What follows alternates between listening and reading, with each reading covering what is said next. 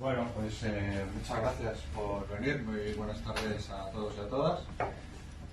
Estamos en la librería Juan Rulfo del Fondo de Cultura Económica.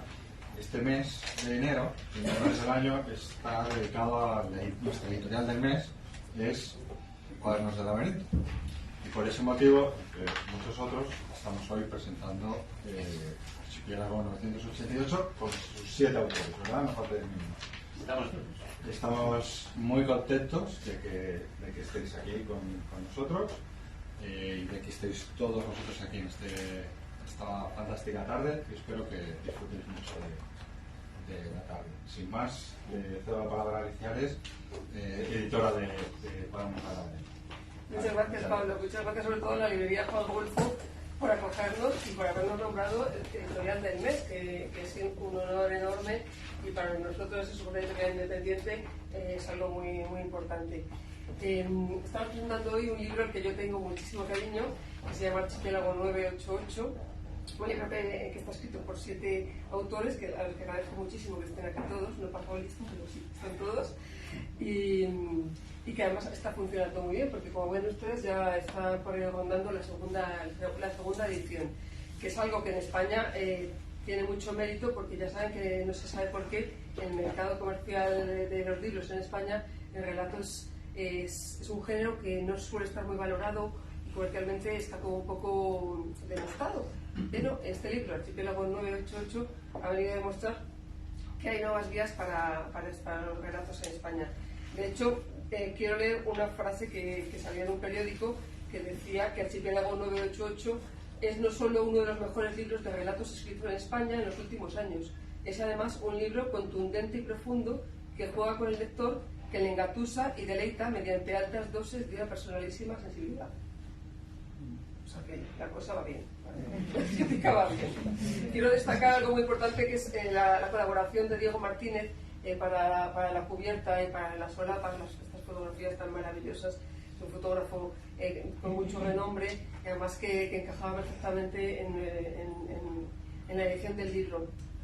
Este nombre de Archipiélago 988, luego nos hablarán los autores de ello, de dónde viene, pero para mí sí que fue, cuando me dijo Pedro que habían elegido este nombre, fue importante porque yo soy muy amante de los archipiélagos. Me gusta muchísimo veranear en Canarias, también me gusta mucho Cabo Verde.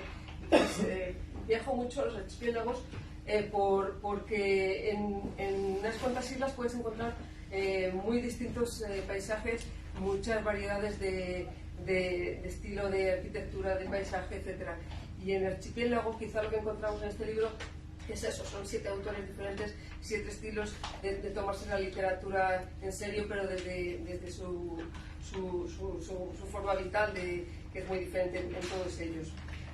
Yo tengo niños pequeños y por las noches me gusta siempre leerles un cuento. Ahora estamos con El Principito, que ya sé que no es una lectura solamente para niños, también es para mayores, pero yo también quiero que ya desde pequeños empiecen a conocerlos. Y justo ayer me sorprendía porque dije, esta es una frase que define muy bien el libro que mañana presento y que voy a aprovechar para decir en la presentación. Y es justamente esto, que es lo que yo siempre he pensado, que menos es más. Y Antoni de Saint-Exupéry lo define como: la perfección no se alcanza cuando no hay nada más que añadir, sino cuando no hay nada más que quitar. Eso es lo que nuestros autores, los 7 autores, han conseguido con el relato. Un género que tiene que ser preciso, donde tienes que saber manejar muy bien la lengua para no aburrir y para que sea realmente un relato, no una poesía ni un micro relato. Y ya sin más quiero dar paso a los autores, que son los que quiero que sean los protagonistas hoy, y vamos a empezar por Alejandro Garrieta. Hola, Alejandro. Solamente quiero presentarle brevemente diciendo que nació en Madrid en el 89, estudió Ciencias Físicas en la Universidad Complutense de Madrid, y a los 18 años ya había escrito una novela y también dos novelas breves y una colección de 10 cuentos. Luego marcó la literatura para dedicarse a la música, a la investigación científica, a la docencia, el podcasting, pero luego ya retomó la literatura y tenemos el gusto de tenerle en la antología con algo tan divertido como es Whisky con zumo de naranja. Aquí está, Alejandro. Hola, pues muchas gracias por venir a todos. Que yo quería hablar un poco del hecho de cuando se dio el verano de 2019 y digo, me invito a participar en un taller de relatos donde lo que se hacía era conocernos, unos cuantos escritores, presentarnos relatos los unos a los otros, y en función de ello luego ya comentar un poco qué nos parecían las fortalezas y las debilidades de esos relatos. A mí lo que me gustó en un primer momento de toda aquella idea es que yo, desde que era bien joven, a mí me gustaba leer y realmente encontraba bastantes pocas ocasiones para comentar aquello que leía con las demás personas. Y realmente otras personas también leían otras cosas, pero también encontraban pocas ocasiones para compartir con los demás o conmigo lo que cada uno leía. Porque en cierta medida cada uno lee lo que quiere. Y realmente la literatura me dio que reflexionar que es un fenómeno que se suele vivir bastante en la intimidad. Es una cosa que se sufre en silencio, como las hemorroides. Es una cosa, la verdad, que no suele gozar de la capacidad catártica de la que sí que muchas veces gozan, por ejemplo, el cine, la música. Por ejemplo, cuando alguien presenta una película, la proyecta hace un cóctel, es un evento social y recibe, como les gusta decir a los modernos, mucho feedback de la obra que ha hecho.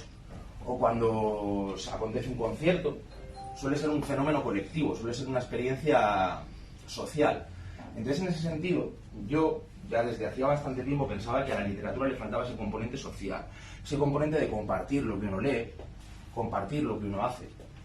Porque mucha gente escribe, pero lo hace en la intimidad.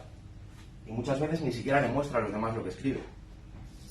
Y en ocasiones incluso cuesta encontrar a alguien que escriba lo que tú has leído y que lo critique. Y que además tenga ese ojo crítico de quien le gusta leer y ese ojo crítico de quien te va a dar caña. Eso es lo que yo en un primer momento en aquel taller aprecié. En este taller lo que me gustó desde el primer momento es que sobre todo nos dábamos caña. Decíamos, esto me parece guay, creo que aquí has afinado. Creo que esta frase es precisa. En otras ocasiones nos decíamos unos a otros, esto es una mierda, esto me sobra. Y ese punto es el que nos ha hecho crecer, por lo menos a mí, hablo desde mi experiencia personal como escritores, de una manera muy acelerada en un periodo muy corto de tiempo.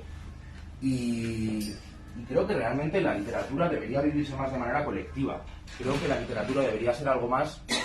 Es una cosa que está poco en la televisión, en la radio hay algún programa, pero en general es un arte con respecto a las demás, como ya digo, el teatro, la música o el cine o la danza, que se suele llevar en un terreno más íntimo, apenas goza de esa exposición social de la que sí que gozan otros artes. Y sí, en ocasiones hay presentaciones de novelas, presentaciones de libros, viene gente.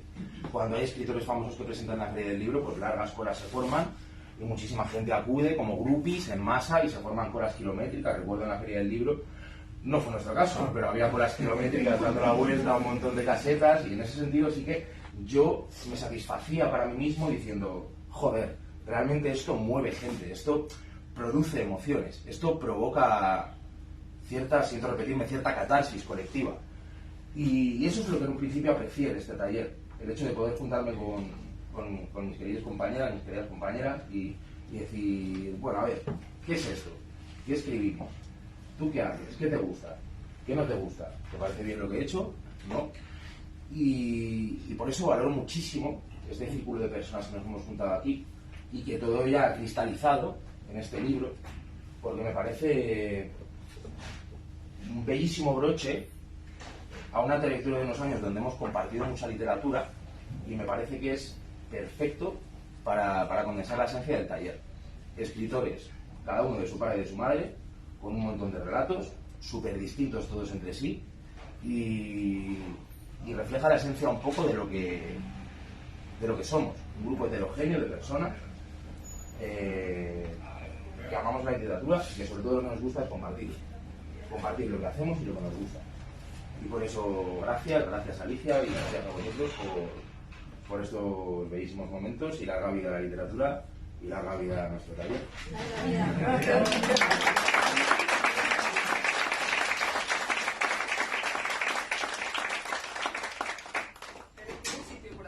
De pies y tienen aquí unas mesas. O aquí también en el centro, pues. A ver si me sale pelo, pero bueno. Voy a hacer caso. Vamos a continuar con Natalia mi alcalde. Ella tiene un relato en el libro que se llama Un plato con sal.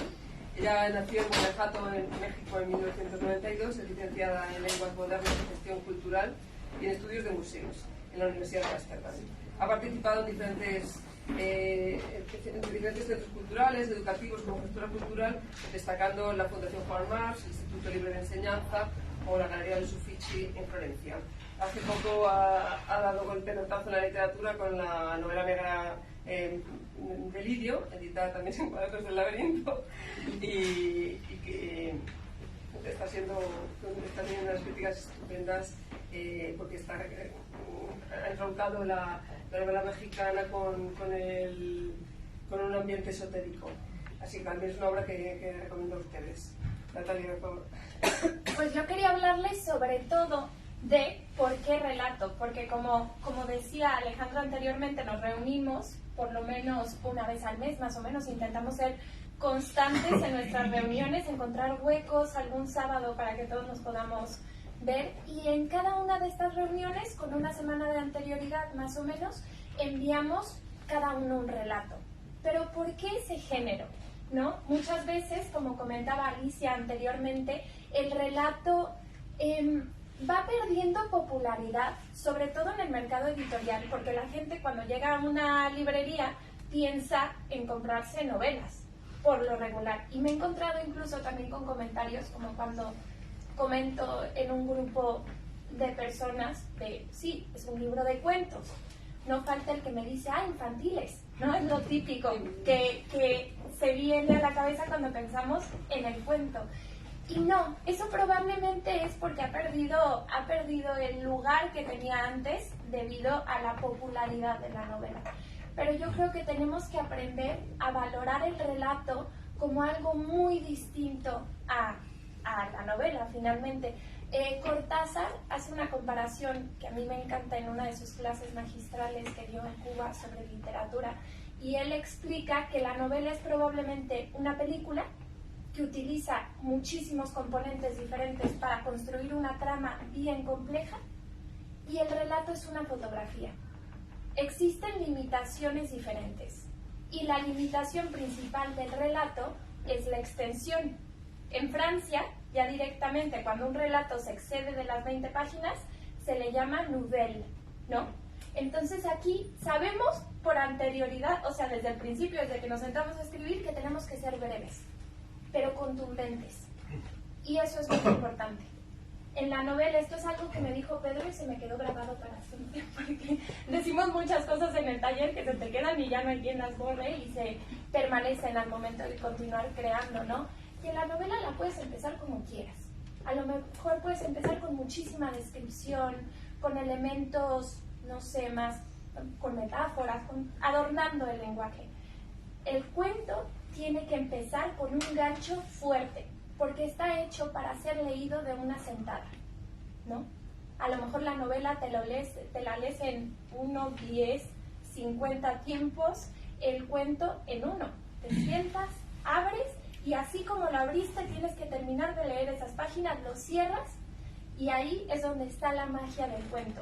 Lo que pasa con la antología también, esta es otra cosa que no dejo de pensar sobre estas diferencias que estamos planteando. No quiere decir que uno sea mejor que el otro, sino que sí, probablemente la novela se vende más, pero el cuento se lee mejor, por cuestión de tiempo, por cuestión de variedad, como viene a ser con esta antología.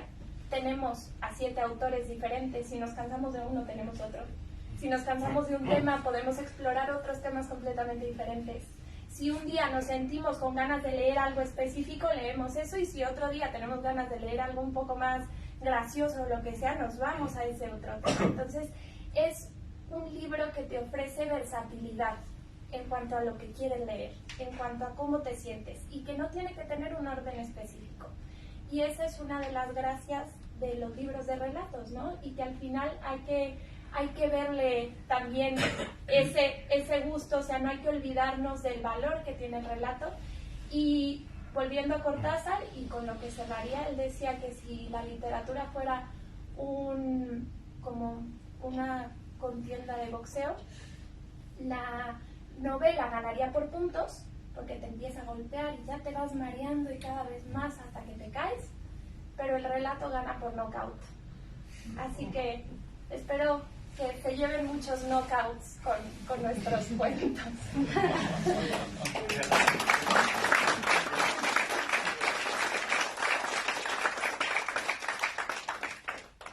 Natalia. Ahora quiero dar paso a Carlos Gualdenga. Él nació en Madrid en el 47, es doctor en ciencias y colaborador habitual de la revista Almiar, de Letralia y la Caverna de Platón. Es autor de Los confines del mundo y otros relatos y de Cuentos de la orilla. Además ha participado en varias antologías y en este libro tiene bastantes relatos, entre los que quiero destacar Fran llega mañana o El estudio melancólico para un canal. Le doy paso. Gracias.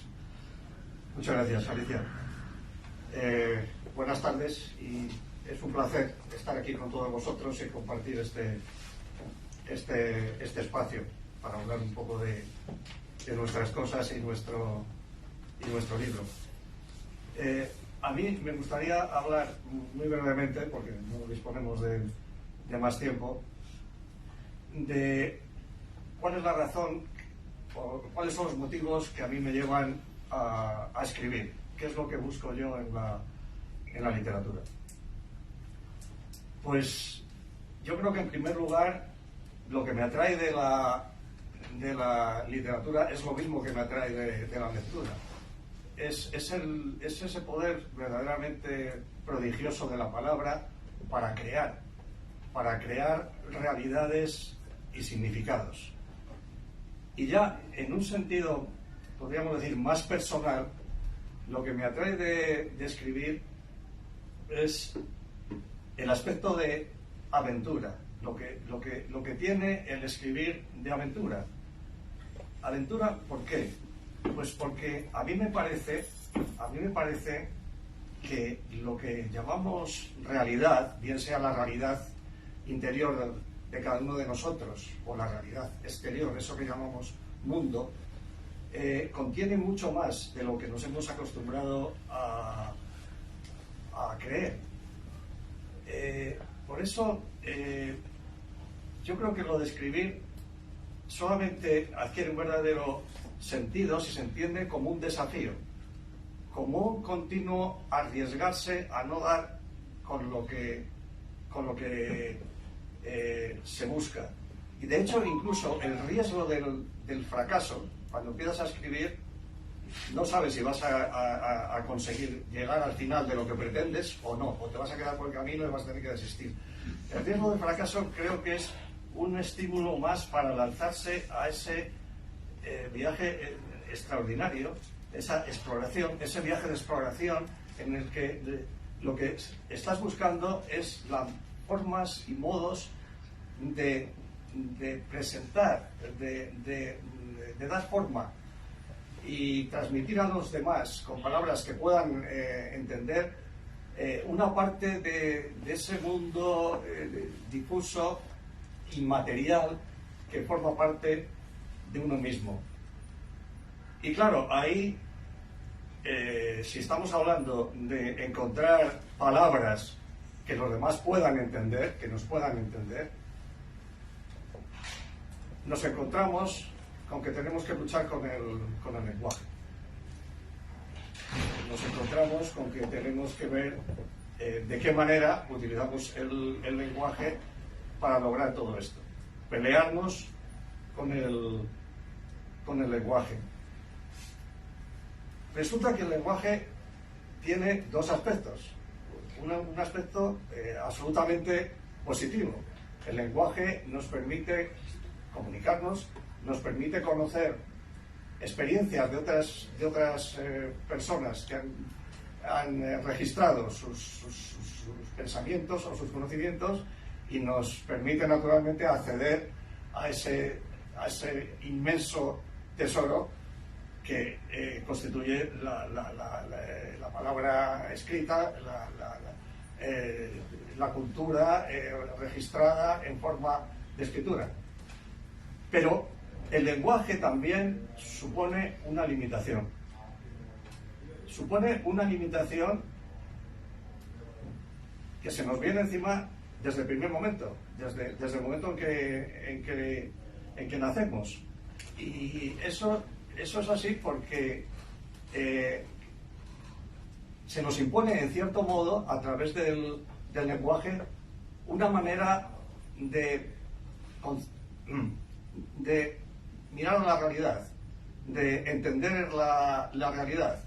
en cierto modo es una limitación y es propia de la cultura en la que cada cual viene a este mundo, y a veces lo que tratamos de expresar ese lenguaje que conocemos se nos puede resultar bastante complicado el tratar de utilizarlo en el sentido que nosotros queremos. Así que ahí nos encontramos con esa cuestión del lenguaje.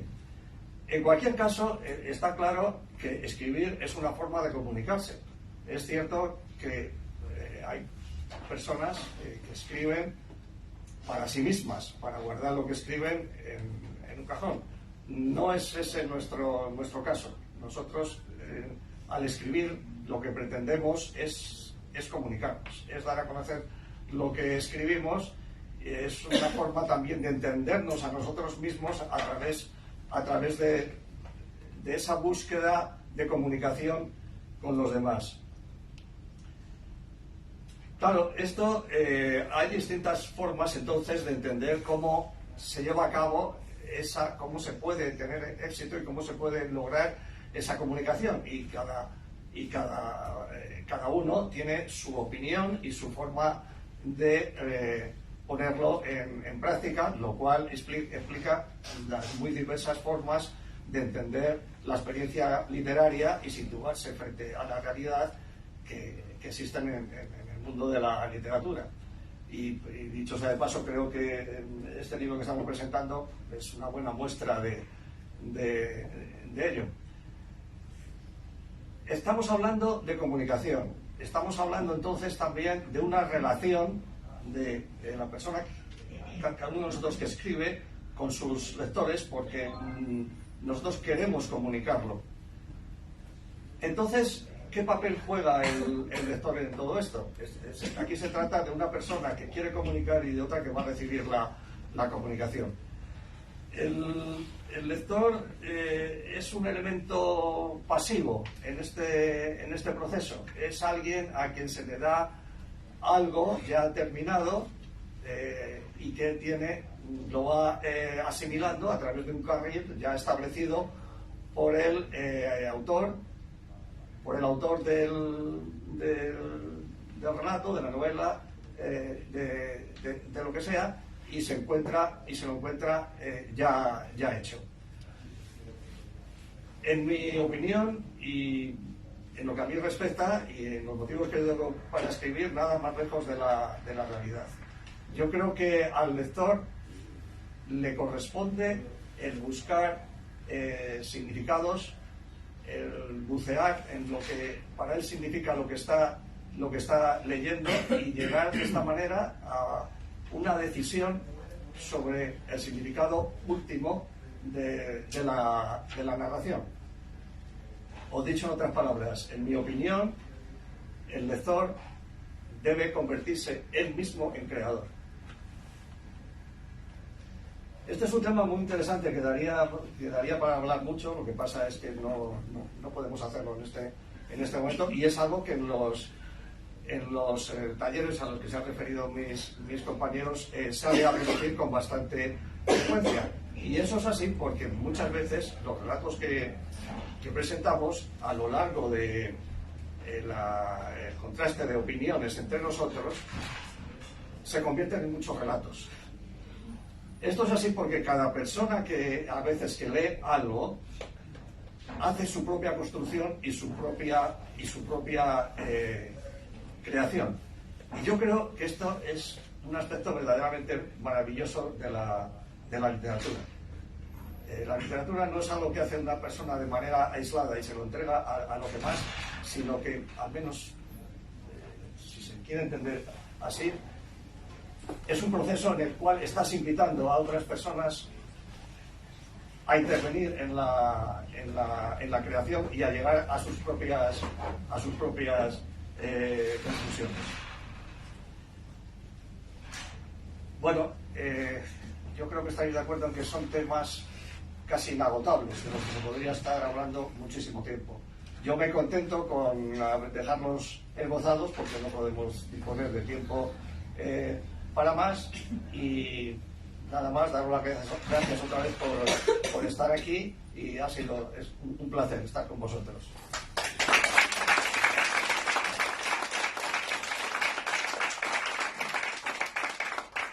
Muchas gracias, Carlos. Sí, es verdad que es un tema apasionante, literalmente, la literatura, cómo se transforma en la cabeza del lector, cómo cambia.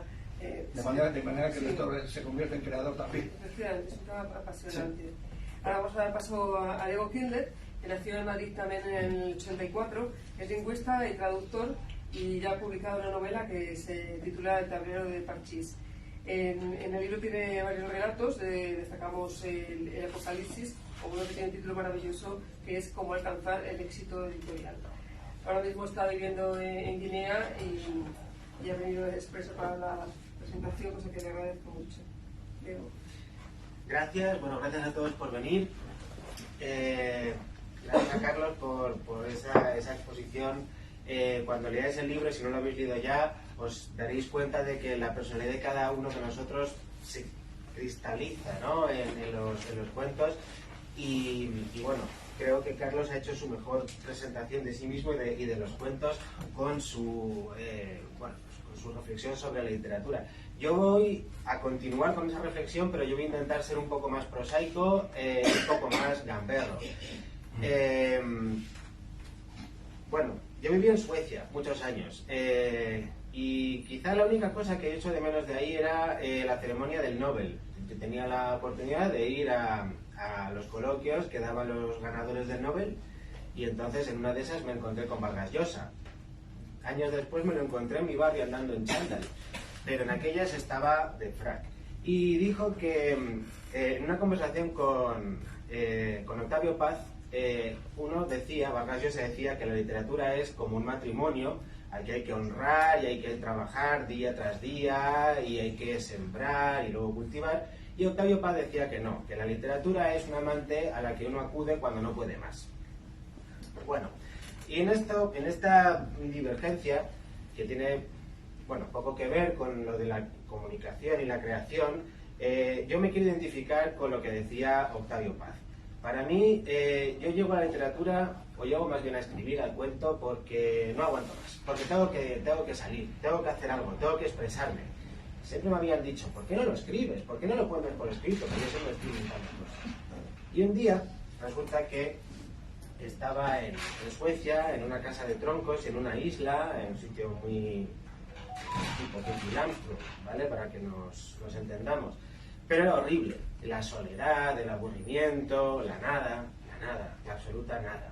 Pensad, imaginaos un invierno sueco, negro, frío, lento, donde a la 1 de la tarde de noche no pasaba nada. Y entonces yo en esas me puse a escribir. Me puse a escribir como hacía Octavio Paz, para huir de mi propia realidad, para salir de ese aburrimiento absoluto en el que me encontraba.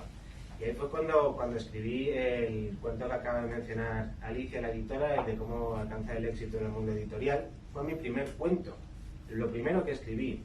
Y está en este libro, de lo cual, yo estoy muy contento y estoy muy agradecido por esa oportunidad. A mí me ha tocado hablar un poquito de las influencias, porque nos hemos hecho un reparto de temas para no repetirnos. Como somos 7 autores, se puede hacer un poquito árido. Aunque luego cada uno es distinto. A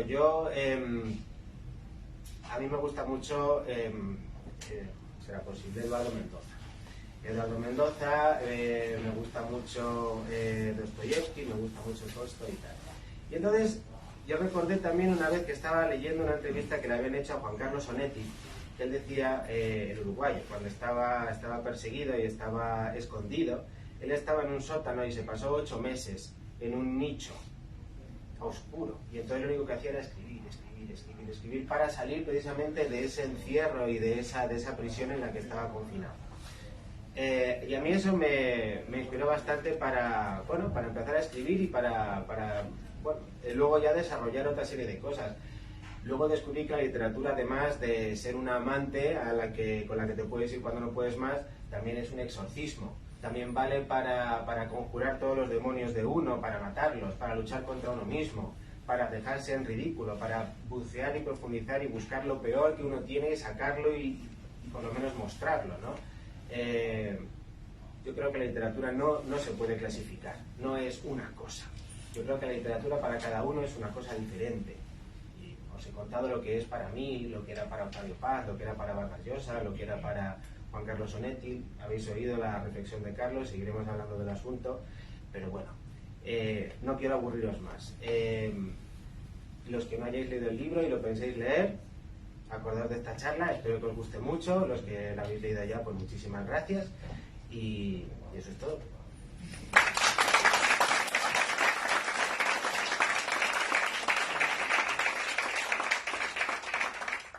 Muchas gracias, Diego. Ahora vamos a dar paso a Gabriel Garrido Paren. Nació en el 75, es licenciado en periodismo y trabajado durante mucho tiempo en medios de comunicación en el Reino Unido. Tras formarse como profesor de inglés, ha ejercido como tal durante más de 15 años en universidades, empresas y colegios. Actualmente es preparador de las pruebas de inglés para la oposición del Cuerpo Superior de Técnicos Comerciales y Economistas del Estado, y también es traductor.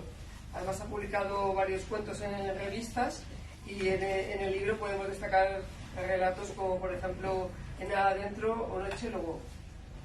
Vale, pues yo me voy a poner de pie para explicaros lo que os quiero explicar, que es lo que es digamos, el origen, el nombre, de dónde viene Archipiélago 988.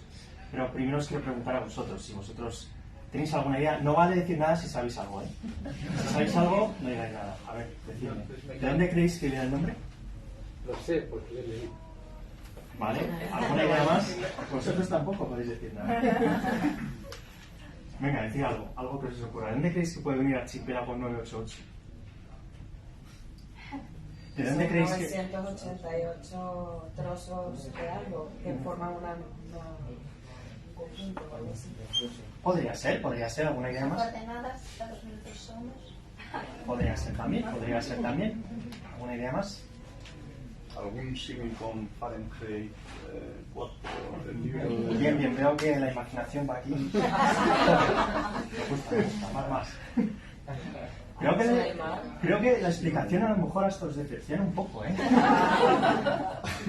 El tema, bueno, os lo cuento ya. El tema es que, para lo que es el tema este del título, fue una especie como de, pues, odisea, hasta que salió. Nos podéis imaginar, emails por aquí, emails por allá, reuniones, esto por aquí, que no estoy de acuerdo, que sí estoy de acuerdo, que no sé qué, que no dábamos con el título, ¿verdad? Es que no dábamos con el título, no había manera de dar con el título. Entonces de repente un buen día fue como, joder, estaba yo así, pienso, a ver, espera un momento, estamos reuniéndonos en un bar que se llama, no es que se llame, sino que el número del bar está en la calle Antonio Machado, ¿era verdad? Sí. Antonio Machado 988. Y, hostia, tío, eso de 988 me mola muchísimo. Ese número tiene algo intrigante. Entonces, rápidamente, escribí un mail a mis compañeros, compañeras. Oye, chicos, 988, ¿qué os parece eso? Y me contestaron todos, joder, qué interesante. Eso es súper interesante, ¿por qué no? Podríamos utilizar eso. Pero claro, imaginaos, espera, déjame coger un ejemplar. Claro, el tema es que, imaginaos, si el libro se llama 988. O sea, eso es como, o vale, como si se llama Plátanos de Canarias, ¿sabes? No tiene absolutamente ningún tipo de no llama a nada, ¿no? No tiene, perdona, no intriga nada. Absolutamente nada, ¿no? Pero claro, es que necesitaba ser un nombre que intrigase por un lado, que nos gustase a todos, que nos, digamos, que nos convenciese a todos, ¿no? Y entonces había aparecido Carlos.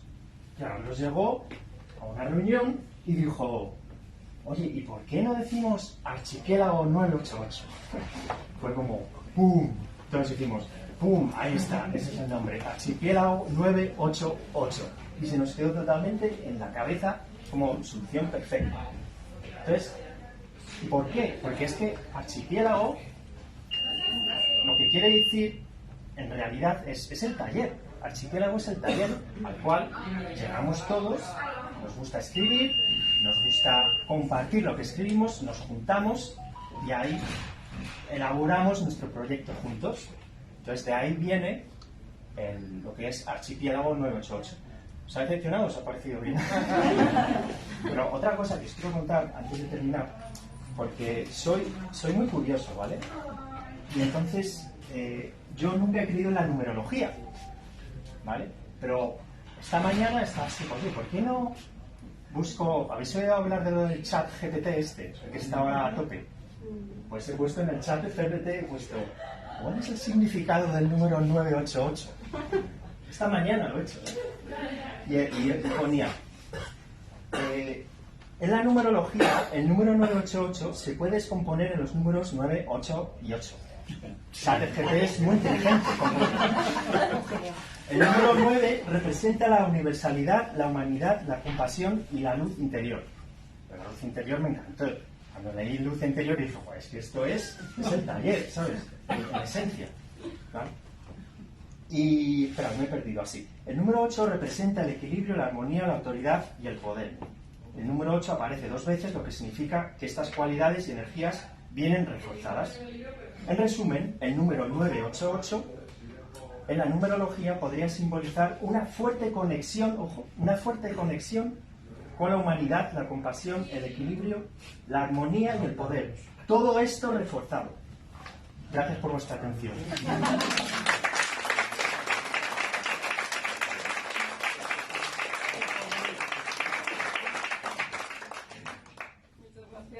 Ahora quiero dar paso a Pedro, que es la primera persona que conocí cuando hice leer los relatos. Él y yo manteníamos ya una amistad, porque él es el director de la revista Almayar, aparte de que es un fotógrafo reconocido y potente y nutritivo, digamos de alguna forma, porque pues, yo se recomiendo que visiten su página de internet, tiene unas colecciones de fotografías maravillosas. Además de eso, él ya tiene mucho oficio de escritor, ha publicado anteriormente el libro de relatos Nunca llueve sobre el Sáhara y ha participado en antologías con títulos tan maravillosos como Vampiros, Ángeles, Viajeros y Suicidas, de la editorial Cocoro, y también en otra antología que se llama Inventarium. Él se reconoció en la trayectoria con el primer premio de certamen de relato breve de la Asociación del Foro Cultural de Madrid. Y en esta antología tiene bastantes relatos en la que vamos a destacar, por ejemplo, Millones de pesetas y el que abre el libro, que es El beso, que además está basado en un hecho real, que fue un susto enorme que tuvieron en un avión que parecía que iba a tener un accidente y él estaba con su mujer. Entonces, en esos momentos que se piensa que antes de esa muerte tan inminente. Aquí tenemos a Pedro, que sobrevivió al accidente y que nos ha traído el archipiélago 988. Podemos decir que él es el artífice de todo este conjunto y de taller. Y tú también. No. Tú también has puesto tu granito de arena importante. Bueno, de todos, claro. De todos. Muchas gracias, Alicia. Gracias también a esta librería fantástica. Y gracias a vosotros por venir. En agosto de 1970, en una isla que se llama la Isla de White, que a lo mejor algunos la conocéis, se hizo un concierto fantástico, maravilloso, al cual asistieron aproximadamente 600.000 personas. El concierto montaron un escenario en una explanada, lo vallaron para que la gente, claro, que pagaban la entrada, entrasen allí a ver el concierto, al lado de una colina. Y había miles de personas que, como no querían pagar o no tenían dinero, se subieron a la colina y desde ahí estaban viendo el escenario y estaban viendo sin pagar ese concierto. El concierto fue un verdadero desastre. O sea, fue una verdadera ruina. Fallaba la comida, los equipos no funcionaban bien. A pesar de todo, es un concierto de lujo para aquellos que lo hemos visto. Seguramente muchos de vosotros conocéis la historia. Una noche estaba tocando Jimi Hendrix, acababa de pasar un hecho grave. Los de la colina querían entrar y empezaron a tirar las vallas, hubo enfrentamientos, se formó un guirigay de 3 pares. Y tocando Jimi Hendrix se prendió fuego el escenario, ya fue el colmo de los colmos. Detrás de Jimi Hendrix venía Leonard Cohen, un cantante y escritor canadiense, que en ese momento estaba durmiendo, quitándose la pájara de encima, acababa de salir de un tratamiento sobre un tema de drogadicción. Y cuando Jimi Hendrix se fue, asustado por el fuego, y habían apagado y todas, le despiertan y le dicen: Cohen, tienes que salir, tienes que calmar a esa gente que está enardecida, porque si no todo esto se marcha al infierno, así directamente. Leonard Cohen se levanta medio en pijama, sale al escenario y se dirige a la gente, y lo primero que les cuenta es una anécdota. Él fue con su padre al circo, y cuando estaba el payaso, le dijo el payaso: no os veo, con las luces de los focos, no veo a los niños. Os voy a pedir que encendáis una cerilla, un fósforo, para saber dónde estáis. Y este aquí, que allí en la isla de White, empezó eso que hacemos nosotros ahora con los móviles, empezaron a encenderse fósforos. Y Cohen le dijo entonces: todavía somos pocos para conseguir el mundo. Y se habían encendido cientos de cerillas, cientos de fósforos. Yo tengo en el libro un relato que se llama Retales, entre los que ha citado también. Es un relato escrito de la desesperanza, escrito del miedo, escrito desde la soledad, que muchos de nosotros hemos padecido en alguna ocasión. Está basado también en hechos reales de cuando yo viví en Ecuador, y empieza diciendo, el personaje dice que el destino de gente como él es el fracaso. Es un cuento poco áspero, tengo que reconocerlo. Lo tuve que limar mucho tiempo. Y cuando lo escribí pensé que ese cuento era como un fósforo que se encendía para decir: yo estoy aquí. Como aquellos muchachos de la isla de White. Estoy aquí, escuchadme. O sea, hasta ahora los focos no habían impedido que se me vieran, ¿no? Y ese cuento a lo mejor y otros cuentos pueden conseguirlo. Deciros también que todos los otros relatos que hay en Archipiélago 988 son fruto de ese viaje interior que todos hacemos en ese ejercicio de escribir, de sacar adelante nuestra desesperanza, nuestros miedos, también nuestras pasiones, nuestros sentimientos, nuestras alegrías. Son también cerillas, fósforos que se están encendiendo para decirnos a todos: aquí estamos, conocednos y sabed lo que nosotros queremos, porque cómo somos nosotros, qué llevamos dentro y cómo lo contamos. Es un pequeño resumen, humilde resumen de lo que yo pienso que es este libro de relatos, que para mí ha sido un gran placer poder hacerlo junto con estos compañeros, con los compañeros que están aquí, haber trabajado junto con Alicia y con la gente de su editorial, y yo creo que el resultado no puede ser mejor, aunque todos vosotros sois los que al final lo vais a tener que juzgar. Muchas gracias.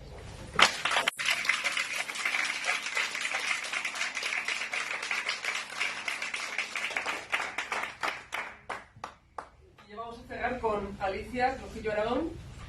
Nació en Madrid en el 92, es licenciada en Psicología y máster en Espiritualidad Transcultural. Actualmente está realizando el trabajo final de investigación sobre la relación entre líderes de sectas espirituales y el trastorno paranoide de la personalidad. Ella también colabora en revistas literarias como Almiar y Letralia, y a su vez es una de las editoras de Masticadoras de Letras. Es amante de la literatura rusa, la poesía y el psicoanálisis. Y su obsesión principal es, bueno, una de ellas, ¿no? Es una persona muy rica, pero tiene la obsesión que es fusionar las patologías de la personalidad humana con la ficción.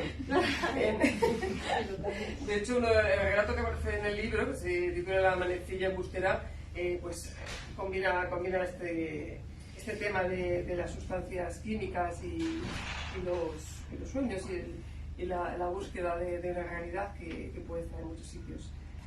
Y ella va a cerrar el acto y tenemos el placer de escucharla. Gracias, Felipe. Bueno, gracias por venir, antes que nada, a todos. Y bueno, es difícil concluir después de, yo creo que ya se ha dicho todo, pero voy a tratar de hacer un pequeño resumen, ¿no? Y sobre todo desde mi punto de vista, me gustaría enfocarme en el libro, desde el punto de vista como escritora y como lectora. Entonces, bueno, primero como escritora, ¿no? Lo que ha significado para mí Archipiélago 988. Bueno, a día de hoy la literatura siempre lo ha sido, ¿no? Pero cada vez más es lo más importante en mi vida. Entonces el hecho de conocer a estas personas y sobre todo de que Pedro fue el que me abrió la puerta a este taller de literatura y poder compartir con ellos mes tras mes mis escritos, recibir las críticas que duelen, muchas veces duelen, pero que bueno, que son necesarias, y gracias a eso también se ha dado el crecimiento, bueno, no solo mío, ¿no? De todos como escritores, porque tenemos un nivel de exigencia importante, creo yo. Entonces, bueno, al final este libro es como la culminación, ¿no? de todos estos encuentros de horas y horas de hablar de literatura, de filosofía, de política, de todo, ¿no? Pero al final todo se vierte aquí y todo germina en este libro. Entonces, bueno, como escritora también, por otra parte, ha supuesto un reto en cuanto a darme de frente con mis propios prejuicios, que tenía bastantes, me he dado cuenta como escritora, ¿no? Uno tiende a encasillarse muy rígidamente en una forma de ver y vivir la literatura, de ver el cuento, de ver ciertos estilos, ciertas formas, y entonces, claro, me ha hecho en ese sentido salirme de mi zona de confort, bastante. A la vez me ha nutrido, ¿no? en mi propio estilo de escritura, me ha dado nuevas ideas, básicamente amplía la visión, aunque es lo que hace la literatura y el arte, creo yo. Luego, como lectora, ¿por qué leería Archipiélago 988? Bueno, como Carlos utilizó, me gustó la palabra paisaje, dijiste antes.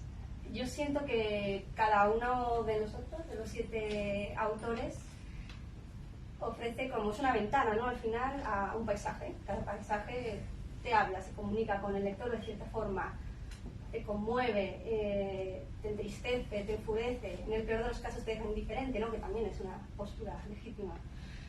Entonces, bueno, yo creo que simplemente por el hecho de saltar, ¿no? a esa aventura, a ese viaje, de emprender ese camino, ya mueve una parte de tu conciencia, ya genera un cambio en ti, por mínimo que sea, y ensancha, te ensancha como persona, hace que tu mundo interior, que tu pensamiento sea un poquito más grande que ayer, ¿no? Entonces, para mí esa es la magia fundamental de la literatura, y solo por eso lo recomendaría.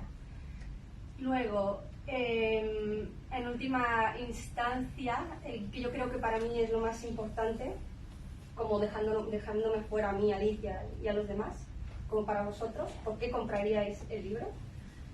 Porque claro, independientemente de... os puede gustar más un estilo que otro, os puede no gustar, eso bueno, ya es ahí entra la subjetividad, pero fundamentalmente lo que nosotros ofrecemos, y es de lo que me siento orgullosa, ¿no? de nosotros, es que tenemos un amor muy genuino y un respeto por la literatura bastante fuerte. Y para mí eso es muy bonito porque nos lo tomamos muy, muy en serio. Entonces, bueno, dicho esto, yo por eso os invitaría a comprarlo y también lo podemos firmar si os gustáis. Y bueno, básicamente eso. Gracias.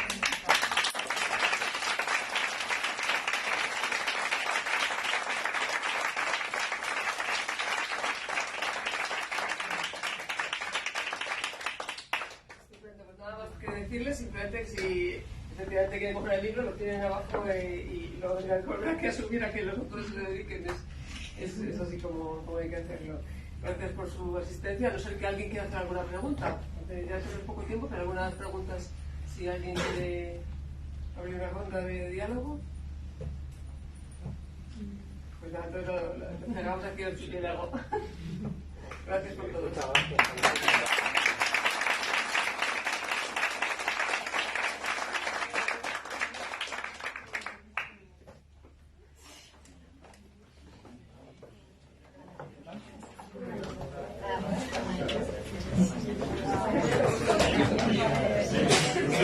Gracias.